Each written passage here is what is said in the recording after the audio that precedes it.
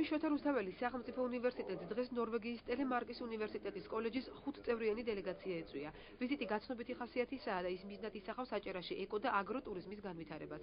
პროექტის პირველ ეტაპზე დელეგაციის წევრები გაეცნობიან რეგიონის პოტენციალს ტურიზმის სფეროში.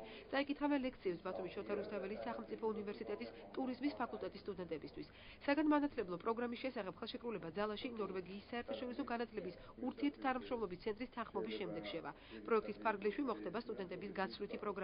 ტელემარკის უნივერსიტეტის კოლეჯის სტუდენტებს საბაკალავრო პროგრამებს, ინოვაციებსა და სამეწარმეო სწავლების პროგრამებს შესთავაზებს. პროექტს ნორვეგიის მთავრობა აფინანსებს. დელეგაციის წევრები აჭარაში 4 დღის განმავლობაში დარჩებიან.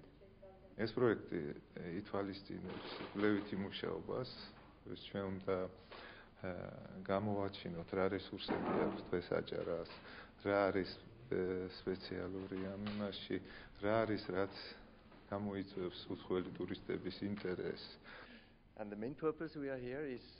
ჩვენი ვიზიტის მთავარი მიზანი ტურიზმის სფეროში ორმხრივი თანამშრომლობის გაღრმავება. ამ კუთხით აჭარის რეგიონს მზად ვართ გავუზიაროთ გამოცდილება, თუმცა ბევრი სწავლას ვაპირებთ თქვენგანაც. ტურიზმის რამდენიმე განმასხვავებელი სფერო არსებობს. ეს არის ტრადიცია და კულტურა, თუმცა უმნიშვნელოვანესი როლი ამ დარგის განვითარებაში განათლებას უკავია. სწორედ ამიტომ ვართ დღეს აქ. თანამშრომლობის სპექტრი ფართოა, მაგრამ პირველ ეტაპზე ჩვენ ვიწყებთ ტურიზმის მიმართულებით.